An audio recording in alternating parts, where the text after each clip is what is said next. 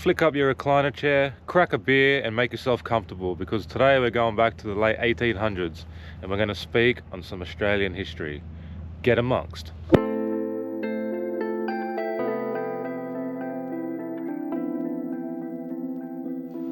Oh, I'm sorry, Siri. I can't bring it today. I can't bring it today, there's no dogs allowed, unfortunately. Welcome back to another episode of Rob Dog's Vlogs. I have a very interesting topic today, so let's talk about the old bunkers, the fortifications, and the old mine observing stations which are located at Mossman. So these structures were built in the 1870 to the early 1900s to defend Sydney Harbour from naval invasion after the British withdrew troops in the 1870s. Because colonial governments were ready to take responsibility for their own defence. Britain's own defence needs had shifted, reducing the urgency for large overseas garrisons. So it is said that when the last convict had arrived in Australia in 1868, Australia was already well on its way to becoming a self-governing and self-sustaining country, which therefore England had little to no reason to keep their soldiers overseas, and by 1901 the Commonwealth of Australia was established, the Federation of Australia. So this is the first spot, the inner fort. Originally there were 80-pounder rifled muzzled loading guns installed here to complement the other guns at Outer Middle Head in 1889. They were replaced by 2 disappearing guns. Although these artilleries were never utilised to their full potential in warfare, the location was strategically and successfully built for defence and deterrence, and over the years received significant upgrades to the weaponry due to escalating fears and threats from the Napoleonic Wars, the Russian Pacific Fleet, and all the way up to World War II. Due to the inactivity and lack of use for over 160 years, it was ultimately shut down and officially abandoned by 1979. So this is one of the spots where they obviously would have built little defensive towers. You can obviously see why, because it's a great advantage point. If any ships are coming in, you can see way before they actually get here. Have a look at this.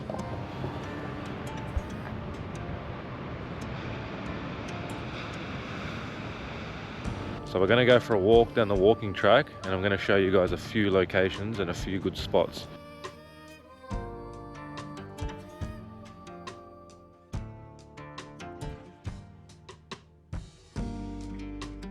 Prior to the Second World War, aerial attack on Sydney had not been considered a serious threat in response to Japan's airstrike on Pearl Harbor in December 1941. And Darwin in February 1942, a school was established at Middlehead to train recruits in passive air defence and use of sightlines.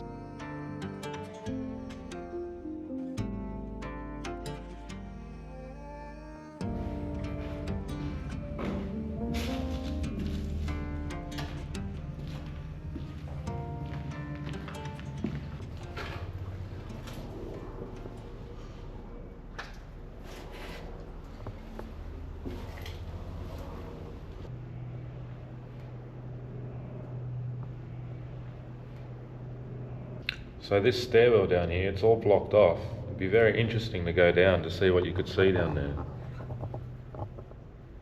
So this spot here is the mine observing station. I'll get the drone up and I'll give you guys an eagle eye view of this place.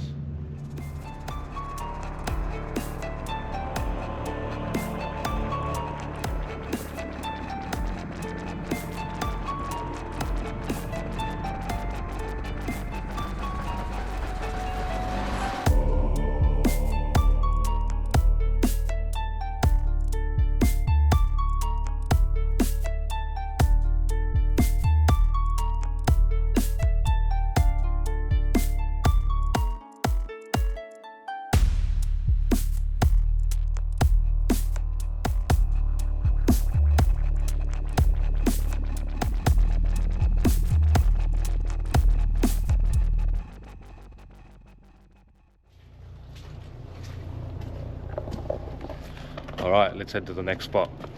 I'm not too sure what this structure is, but there's a big lizard just to my left. I'm going to sneak around the corner and see if we can see him.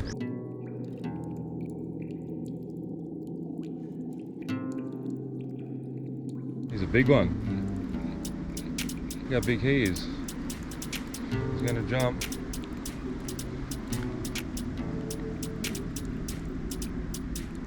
Look at that beautiful water dragon. He's playing dead and he sussed me right out. He's just trying not to move. Before 1901, Australia was not called Australia and used to be called by the European name New Holland or Terra Australis, Latin for the unknown Southland.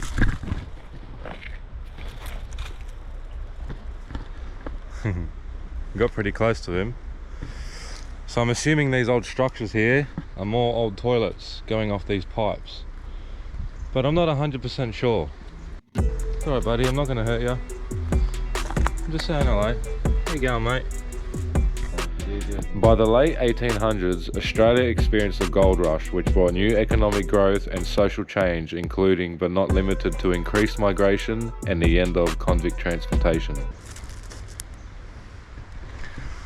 Alright, close enough. Let's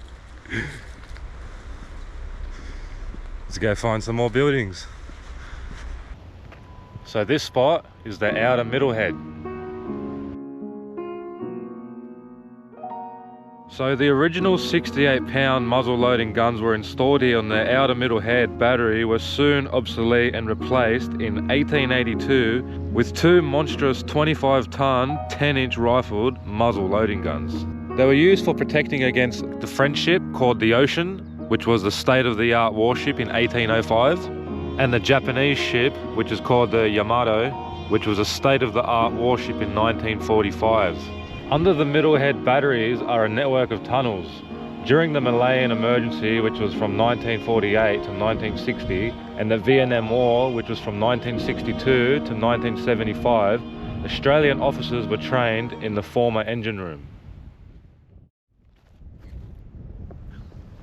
So here are some of the bunkers from a very long time ago. Some of these rooms underground were used to train Australia's first troops sent to Vietnam. Roughly 360 soldiers participated in a code of conduct course, which were lessons to teach soldiers how to withstand torture and interrogation by simulating prisoner of war conditions. This included solitary confinement in total darkness, the playing of loud foreign music, random interrogations, and then the quote-unquote prisoners were then stuck in a tiger cage for at least a day during the whole process. The tiger cage still remains to this day. All these old bunkers are just made out of sandstone, just cut out and built bunkers for advantage points. I mean, look at it. You can just imagine the history here.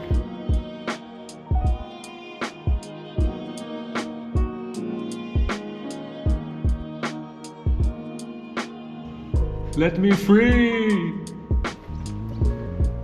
All these old structures built out of brick as well. I'm not sure if they were added later, but all the main structure was made from sandstone.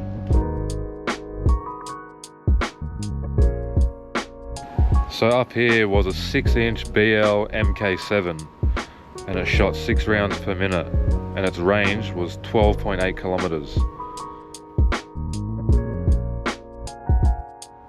I'll stick the camera in the window and we'll have a look.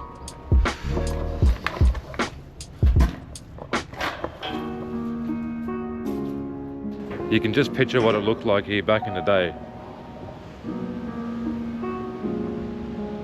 There's so many different structures. I think I'm gonna have to get the drone up again and actually show you guys how much stuff's actually here. There's another one just down here.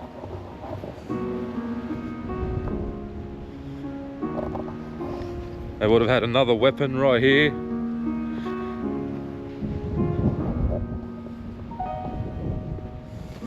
You can see people have bent it and tried to get in.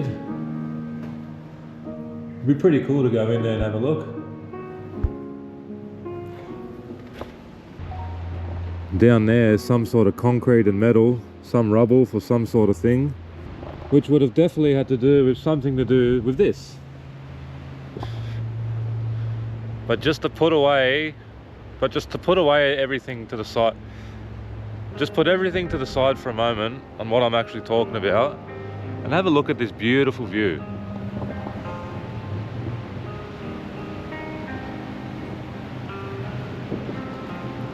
All right, let's go to the next spot. Looks like they've just mowed the grass. Better be careful of snakes. Whoa, that grass is thick. You look at this old little structure.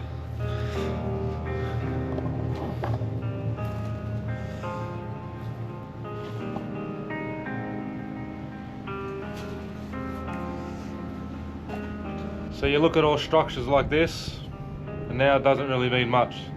It's just abandoned and a big part of history. That's about it. So if you come down here, just from where they used to have the guns,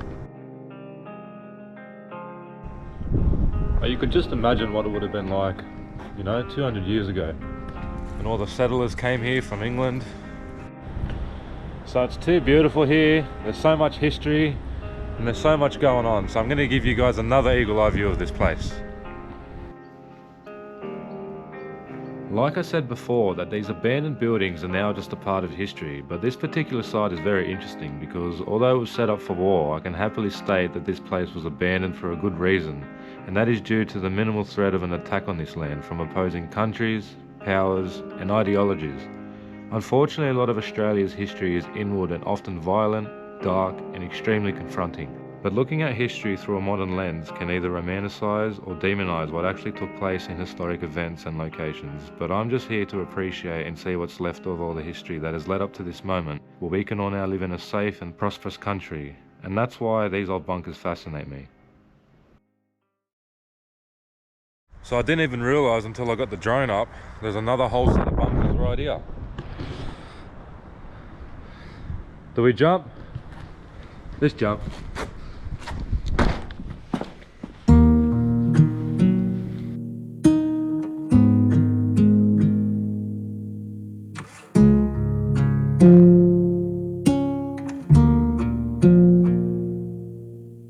In 1974, the Australian head Fortifications were featured in an Australian action crime movie called Stone.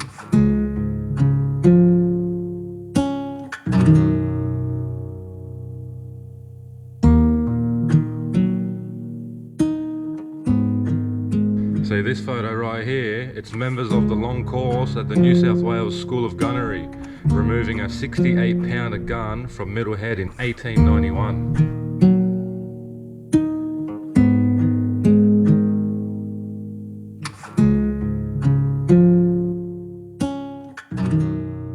See, this gun was different to the one up there. This one's an 80-pounder RML. The rate of fire is 1 round every 2 minutes and the range is 3.6 kilometers.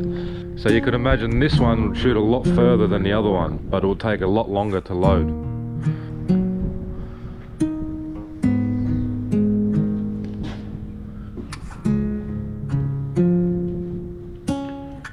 Do not disturb. Threatened microbats asleep here. These structures are home to several rare species of microbat.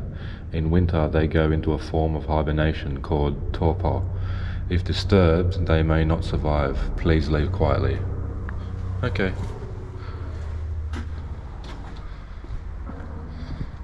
What else have we got around here? This is my first time ever actually been in a bunker. I know the type of bats they are, they're only about this big. I've seen one before in Mudgee. What's down this way? Ooh. I can only fit through here because I'm a skinny bastard.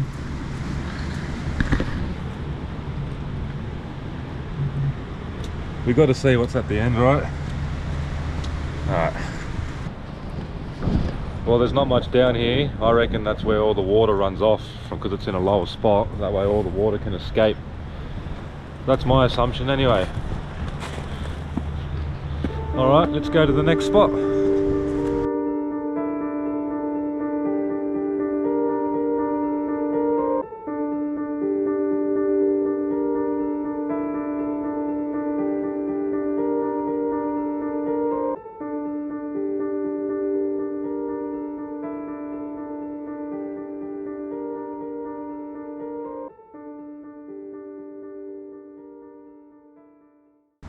I'm going to keep following the track and maybe it brings me back past and I've got to do another loop around. We're nearly at the 1801 battery, which would have been a heavy weapon back in the day. 1801 battery. The poor state of the colony's earliest defences, combined with the fear of invasion by the French and Spanish, created a sense of urgency to construct a battery to protect the harbour. So this was the perfect vantage point. In September 1800, Governor King appointed Captain Edward Abbott of the New South Wales Corps to oversee the colony's defences, including constructing a battery here. Under Abbott's supervision, 44 convicts cut a 25-metre long battery out of the sandstone with a ramp connecting the powder magazine. The curved parapet gave a bird's eye view of every vessel entering and leaving the harbour. 2 cannons faced the harbour's entrance towards the inner harbour and 2 across the channel. By 1801, the George's Head battery was armed with 2 guns under the command of an ensign, lowest ranking officer in the New South Wales Marine Corps. And after all that effort, they were defeated by a bush turkey. They were defeated by a tiny enemy. Although the Marines were paid a special allowance to serve the battery, they were soon beaten by termites and were added in later years to accommodate other guns. So right here you can see all the divots there. That's like the little bunker where they would have been walking, and that's where they would have had the gun spots in all these little grooves. It was a crazy time back in the 1800s. It was just war, war and more war. What a view though.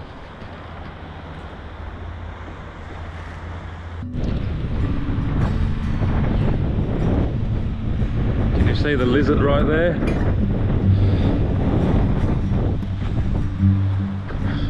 So this is the Obelisk battery. They had twin 6-pounder 10 CWT MK1s, which shot 72 rounds per minute at a range at 4.7 kilometers. You could imagine them up there, hiding in there with their guns in case of an emergency.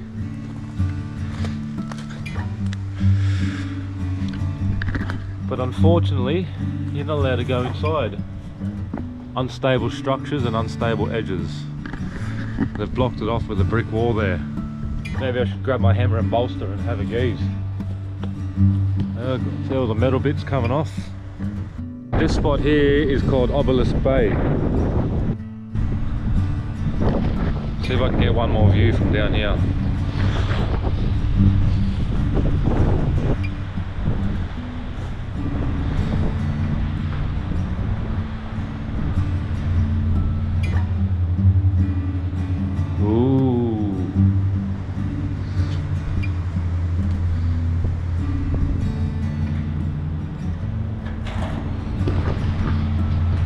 Such old buildings from such a long time ago, and they still stand strong now. The ingenuity back then was pretty good. That was that lizard I seen. Woo.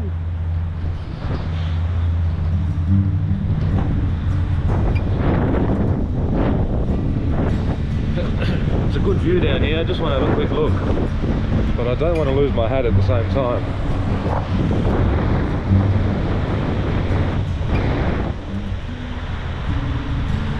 I reckon there'd be some pretty good fishing down here. Yeah, it looks like a good spot to go fishing, just off the edge cliff just over there.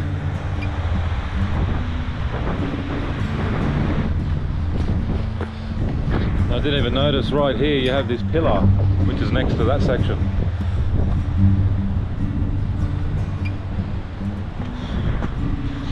Alright, let's keep rolling.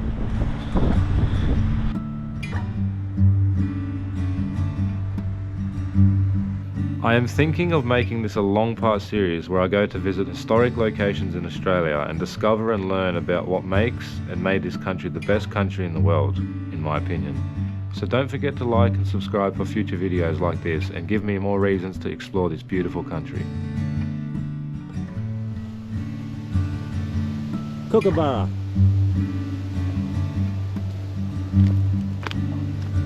Bush turkey. Alright, so I think we've seen as much as we can see. Up there you got all these heritage homes, but you're not allowed inside the heritage homes. So because I wasn't allowed to go inside the heritage homes, one side was blocked off and the other side had remnants of asbestos.